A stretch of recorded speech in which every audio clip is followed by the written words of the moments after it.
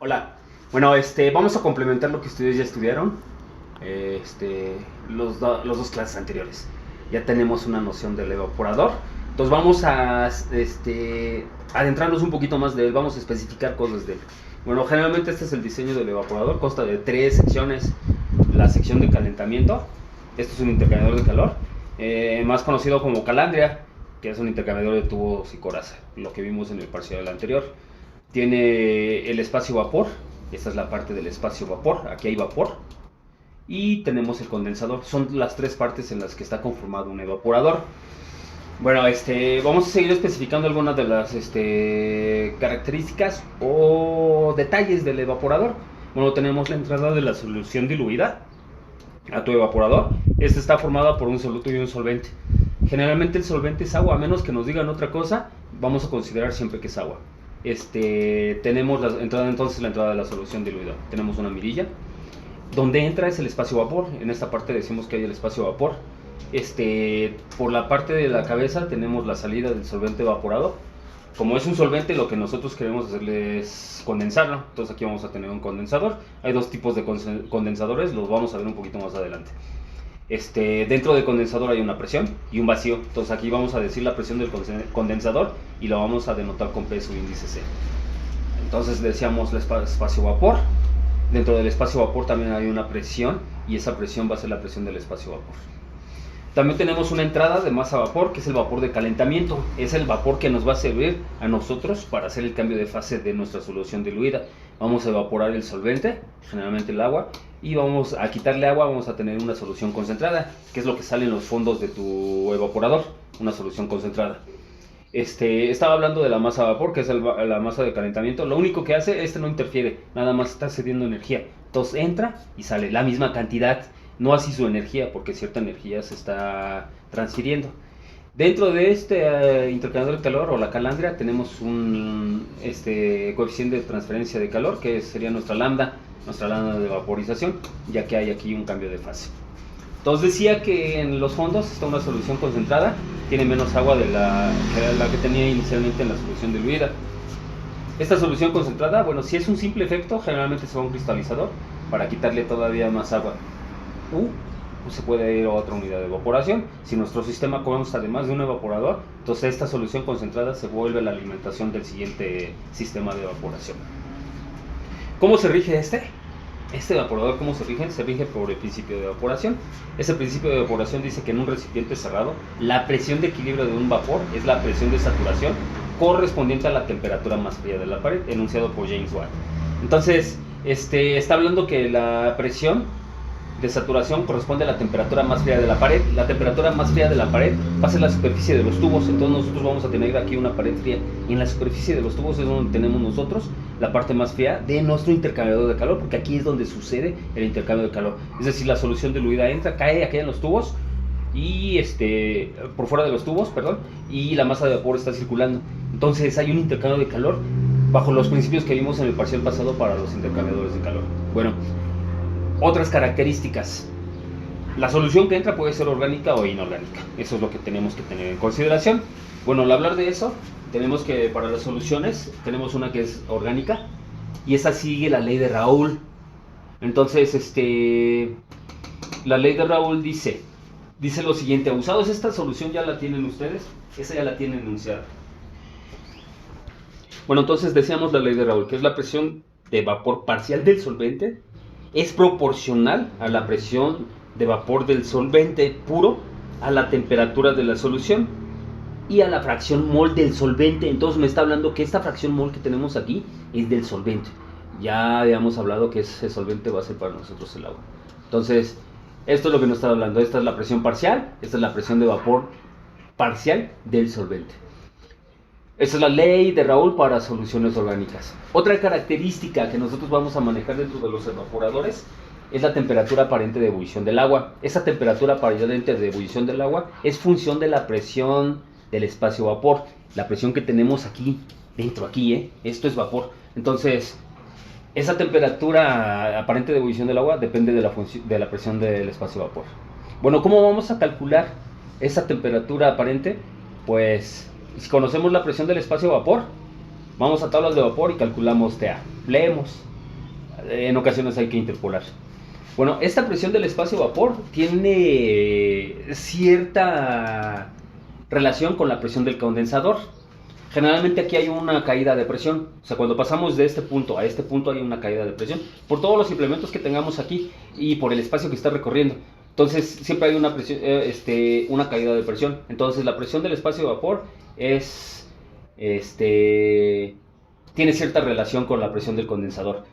Cierto porcentaje de la presión del espacio-vapor es la presión de condensador. Y bueno, nos van a dar ciertas características. A menos que no nos diga nada, vamos a considerar que estas son iguales. Generalmente no va a ser así. Nos van a dar alguna regla que van a seguir ahí.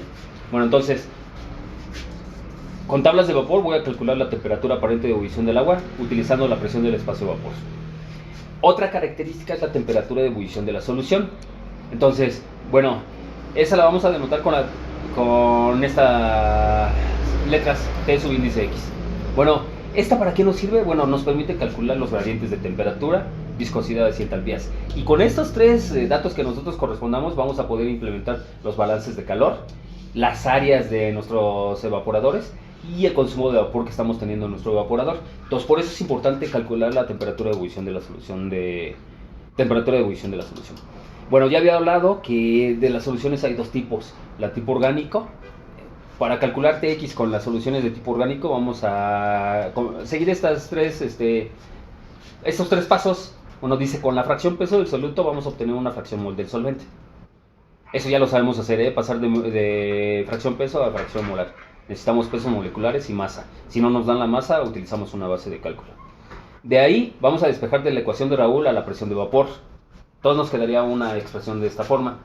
Y después, en tablas de vapor, con la presión de vapor entramos y vamos a leer la temperatura de ebullición de la solución. Ahora, si nuestra solución es del tipo inorgánico, vamos a utilizar las rectas de Düring. Lo veo un poquito más adelante, ya que estamos trabajando con eso, les explico cómo utilizamos las rectas de Düring. Acuérdense que su compañero inciso ya tiene las tablas, ya se las compartí para que vayan teniendo de dónde sacar la información. Bueno, y la tercera característica de un evaporador, para comenzar, son el aumento en el punto de ebullición. Lo vamos a denotar con AP. Entonces dice aumento en el punto de ebullición. Este va a ser igual a la temperatura de ebullición de la solución menos la temperatura aparente de ebullición del agua. Entonces la diferencia entre estos dos nos va a decir cuánto es el aumento en el punto de ebullición. Bueno, para trabajar estos tres conceptos que acabamos de mencionar, vamos a resolver el siguiente ejercicio. Dice el ejercicio, calcular la temperatura de ebullición de la solución T subíndice X. Vamos a familiarizarnos con esto para que más adelante pues no solamente denotamos con lo que representa. Entonces dice, calcula la temperatura de ebullición de la solución y el aumento en el punto de ebullición AP para las siguientes soluciones de glicerina. Este sería nuestro soluto en agua, este sería nuestro solvente, que se encuentra a 2 atmósferas de presión absoluta. Siempre que trabajemos un evaporador, tiene que ser en presión absoluta. Si esto no fuera absoluta, que fuera manométrica o gravimétrica, tendríamos que convertir la presión absoluta. Abusados con eso. Bueno, dice que la primera solución está al 30% en peso. ¿Esto qué representa? Que el 30% es glicerina y el resto es agua, es decir, 70% agua en peso. La segunda solución dice que es al 45% en peso. Y la tercera solución dice que es al 75% en peso. Después nos pide que analicemos los resultados, es decir, cómo cambia el AP al aumentar la concentración de nuestro soluto. Vale, vamos a darle solución entonces a esta parte. Voy a resolver el inciso 1, ustedes van a resolver el inciso 2 y 3. Es trabajar exactamente igual y lo van a subir a la parte en el espacio que les voy a dar, que les asigne en Teams. Bueno, entonces nos dice que calculamos la temperatura de ebullición de la solución y el aumento en el punto de ebullición de cada una de las soluciones. Bueno, entonces, para calcular el aumento en el punto de ebullición necesitamos TA. Por lo tanto, necesitamos también entonces calcular la temperatura aparente de ebullición del agua. Además, yo voy a manejar la letra G para indicar que es glicerina y la letra A para indicar que es agua. Bueno, la primera solución que tenemos dice que es 30% de glicerina y 70% de agua. Voy a ponerle X testada para indicar que es fracción masa o fracción peso. Sin la testa va a ser fracción mol. Y además nos dicen que están en una presión absoluta de 2 atmósferas. Bueno, lo primero que voy a hacer es convertir esta presión absoluta a kilogramos por centímetro cuadrado. Generalmente en evaporación nosotros manejamos la presión en esas unidades, kilogramo por centímetro cuadrado. Y las tablas que le compartí a su compañero, pues ya vienen en esas unidades. Entonces nos conviene trabajar en eso. Bueno, entonces dice que la presión absoluta la convertimos. La relación dice que una atmósfera es igual a 1.033 kilogramos por centímetro cuadrado. Hacemos la conversión y nos genera que esa presión absoluta equivale a 2.066 kilogramos por centímetro cuadrado. Dijimos que con esa presión vamos a entrar a tablas de vapor. Entramos con esa presión de 2.066 y leemos. Y nos va a arrojar un resultado de 121 grados Celsius. No fue directo. Hubo una interpolación y un redondeo. Lo tienen que comprobar ustedes. Esta parte que estoy aquí realizando, ustedes lo tienen que comprobar para que les quede clara esa parte. Bueno, ya calculé TA. Ahora lo que vamos a calcular es la temperatura de ebullición de la solución. Entonces, para calcular TX, primero tenemos que identificar, la glicerina es un compuesto orgánico, por lo tanto voy a utilizar la ley de Raoult. Entonces, bueno, es un compuesto orgánico, dice que ese compuesto orgánico tiene esta fórmula. Entonces, calculamos el peso molecular de esta fórmula y nos arroja un resultado de 92, con las unidades que ustedes quieran ponerle, porque bueno, pues vamos a utilizarlo de acuerdo a las unidades que tengamos.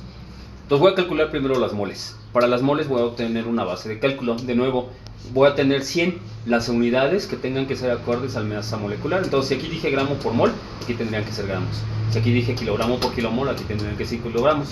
Tienen que ser acorde a eso. Bueno, entonces calculamos los moles. Por definición, los moles van a ser igual a la masa entre la masa molar.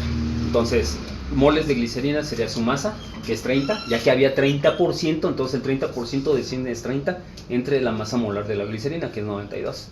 Entonces el resultado de esto nos queda 0.326 moles, o kilomoles, o libras moles, las unidades que tengamos aquí.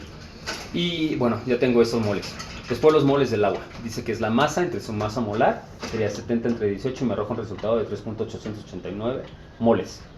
Y con eso calculo la fracción mol de cada uno de ellos. La fracción mol dice los moles de glicerina entre los moles totales, es decir, 0.326 entre la suma de 0.326 más 3.889. Todos los moles de glicerina 0.077 y las moles de agua 0.923. Esos son las moles. Y ahora sí, el procedimiento decía con Raoult, despejamos la presión de vapor. La presión de vapor es igual a la presión parcial del solvente entre la fracción molar del solvente. Entonces divido la presión que ya teníamos, era dato, entre los moles, 0.923, y me arroja una presión de 2.238 kilogramos por centímetro cuadrado. Con ese valor entramos a tablas de vapor y leemos la temperatura correspondiente. Entonces nos arroja un resultado de 124 Celsius. De nuevo, no salió directo. Hay un proceso de interpolación y redondeo. Lo tienen que realizar. Y con estos datos ya podemos calcular el AP, el aumento en el punto de ebullición, que dice que es TX menos TA. Es decir, 124 Celsius, que fue TX, menos 121, que fue la temperatura aparente de ebullición del agua. Nos arroja un AP de 3 puntos Celsius. Es decir, que hay un aumento en el punto de ebullición de 3 grados Celsius. Bueno, entonces, tienen que resolver el inciso B y C y subirlo a Teams. Continuamos. Chau.